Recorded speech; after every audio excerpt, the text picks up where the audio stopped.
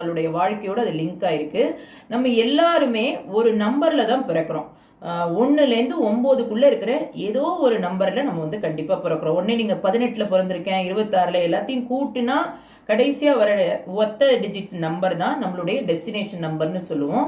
So இப்போ அந்த date of பர்த்துக்கும் நம்மளுடைய வாழ்க்கைக்கும் சம்பந்தம் இருக்கானா நிச்சயமா இருக்கு. ஒவ்வொரு எண்களுக்கும் நான் ஏற்கனவே சொல்லியிருக்கேன், ஒவ்வொரு எண்களுக்கும் ஒவ்வொரு எனர்ஜி இருக்கும்.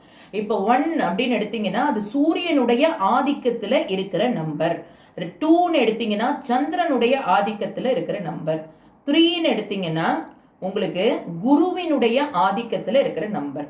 4ன்னு எடுத்தீங்கன்னா ராகு. 5ன்னு எடுத்தீங்கன்னா புதன். 6ன்னு எடுத்தீங்கன்னா சுக்கிரன். 7ன்னு எடுத்தீங்கன்னா கேது பகவான். 8ன்னு எடுத்தீங்கன்னா சனி பகவான். 9ன்னு எடுத்தீங்கன்னா செவ்வாய். ஸோ எல்லாத்தையும் இப்போ ஃபார் எக்ஸாம்பிள் வந்து நீங்கள் 18ல் பிறந்திருக்கிறீங்க அப்படின்னாக்க உங்களுடைய நம்பர் வந்து 9 தான் உங்களுடைய லக்கி நம்பர்.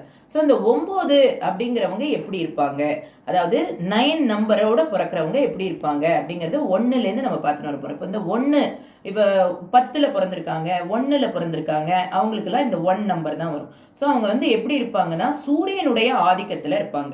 இவங்க என்ன மாதிரி கலர்ஸ் வந்து வேர் பண்ணலாம் அப்படின்னு பார்த்தீங்கன்னா ரெட் கலர், ஆரஞ்சு கலர் இவங்களுக்கு நல்லா கை கொடுக்கும். அதே மாதிரி இவங்க ஒன்று நினைச்சாங்கன்னா அதை சாதிக்கணுன்ற அடம் வந்து இவங்களுக்கு இருக்கும். நான் பிடிச்ச முயலுக்கு 3 காலுன்னு நிற்பாங்க. அதே மாதிரி இவங்களுக்கு நல்லா பிரெயின் வந்து நல்லா வேலை செய்யும். இவங்க பெரும்பாலும் அப்பாவை சார்ந்தவர்களாக இருப்பாங்க. அவங்களுக்கு ரொம்ப அப்பா மேல ரொம்ப பற்று வந்து ஜாஸ்தியா இருக்கும். இப்ப 2ன்னு எடுத்தீங்கன்னு வச்சுக்கோங்க, இது சந்திரனோட நம்பர். இது சந்திரன் எப்படி 15 நாள் நல்லா பிரைட்டாகவும் 15 நாள் தேய்பிரையாகவும் இருக்கோ அதே மாதிரி இவங்களுக்குள்ள வந்து ஒரு மூடு